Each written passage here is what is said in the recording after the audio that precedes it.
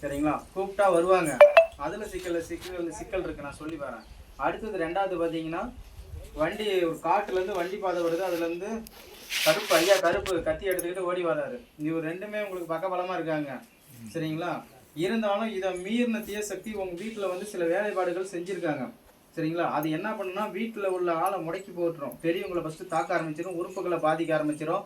சரிங்களா? தொழிலை கெடுத்துரும், நிம்மதி இல்லாத ஜீரோவில் கொண்டு வந்து விட்டுரும், பிள்ளைங்கள்லேருந்து எல்லா மனசையும் கெடுத்துரும். சரிங்களா?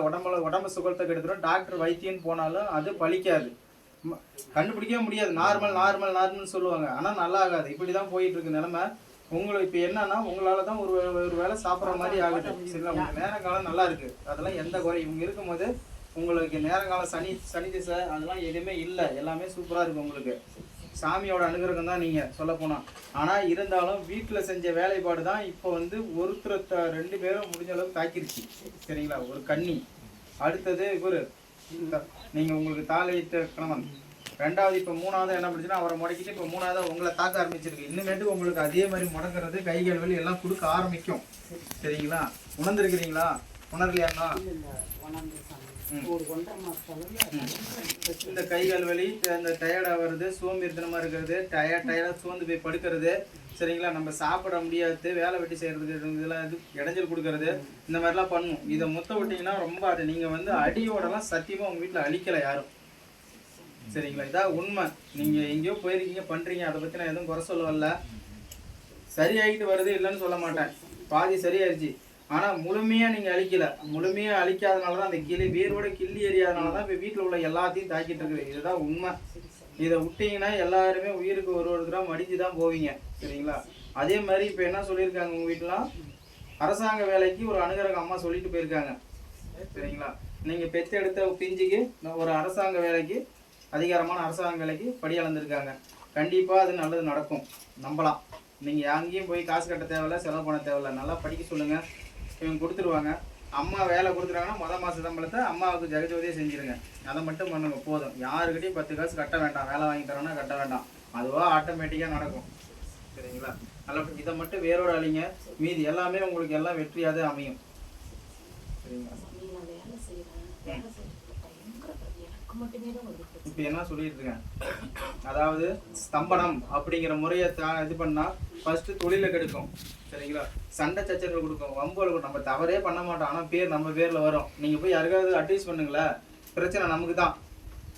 அது மாதிரி போய் பேசக்கூடாது. அதாவது 10ஓட 11 மாதிரி வேடிக்கை மட்டும்தான் பார்த்துட்டு போகணும்.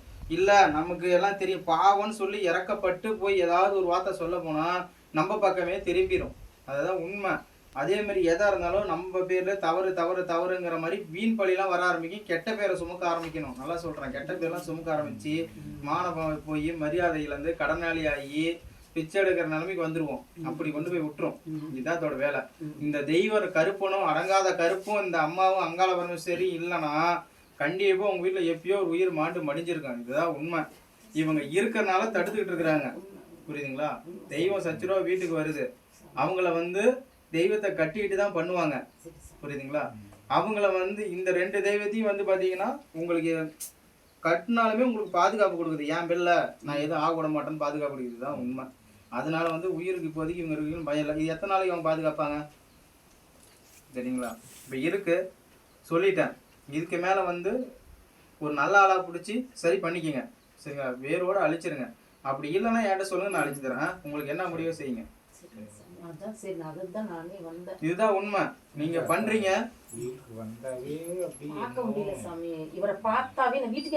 நான் அதை ரெடி பண்ணி தரேன். அதாவது என்ன பண்றீங்கன்னா, வரீங்க இந்த மாதிரி மாந்திரிக பாதிப்பு இருக்கும்போது வீட்டுல வந்து நமக்கு நிம்மதி இருக்காது. வெளியே போனா நல்லா இருக்கும். வீட்டுல இருந்தா அதே மாதிரி ஒருத்தர் மூஞ்சி பார்த்தா சிங்கத்தை பாக்குற மாதிரி தான். சிங்கம் ஆடு ஒருத்தர் என்ன பண்ணும், வேட்டையாட பார்க்கும். அந்த மாதிரி தான் இருக்கும். சரிங்களா? அதெல்லாம் சரி பண்ணிக்கலாம், பயப்பட தேவையில்லை. அதான் சொல்றேனே, இது வேரோட அழிச்சிருந்தீங்கன்னா உங்களுக்கு நல்லா இருக்கும்.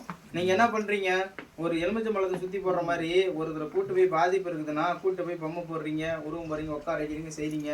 அப்ப நல்லா திரும்ப போறீங்க, கேட்குறீங்க. இதுதான் போயிட்டு இருக்கு. அவங்க உடம்பே முழுசா சுத்தமாகல, அப்புறம் எப்படி வீட்டை சுத்தமாகும்? இந்த மாதிரி பிரச்சனையெல்லாம் பார்த்தீங்கன்னா வீட்டில் ஃபஸ்ட்டு யாகம் வளர்க்கணும். உங்களை சுத்தம் பண்ணிட்டு வீட்டில் வந்து யாகம் வளர்க்கணும். யாக வளர்த்தா மட்டும்தான் அது வேரோட அழியும். ஆமா, இது வந்து ஐயர் பண்ணக்கூடிய விஷயம்லாம் இல்லை. ஐயர் வந்து பாத்தீங்கன்னா கணபதி ஹோமம் இந்த மாதிரி பண்ணுறது அந்த மாதிரி இல்லை. மாந்திரிக செஞ்ச விஷயத்துக்கு மாந்திரிக பொருள் போட்டு செய்யணும். அப்பதான் அது தவிடு பொடியாகி போகும். செஞ்சா ரிசல்ட் அப்பயே தெரியும். அந்த ஒரு 3ஆவது நாளே தெரிஞ்சிடும் உங்களுக்கு ரிசல்ட் எப்படி இருக்குது. சரிங்களா? அந்த மாதிரி ஒரு ஆள் வலுவான ஆள் இருந்தால் கூப்பிட்டு அழிங்க. சரிங்களா? கரெக்டாக செய்யுங்க. செலவு பண்ண காசு கரெக்டாக செய்யுங்க. அப்படி இல்லைன்னா சொல்லுங்கள், நான் முறைப்படி எல்லாம் பண்ணித்தரேன். சரிங்களா? மாற்றம் உங்களுக்கு தெரியும். மற்ற இடத்துக்கு பண்ணுறதுக்கு நம்ம இடம் பண்ணுறதுக்கும் மாற்றம் உங்களுக்கு தெரியும். ஒரு இடத்துல என் மேல பேய் தான் இருக்கு அப்படின்னா சாமி, அதுக்காக நீங்க பேய்லாம் இல்லை, தெய்வம் இருக்கு. யார் சொன்னா பேய் இருக்கு? அதுக்காக உண்மையிலே இந்த இடத்துல சொல்றேன் சாமி.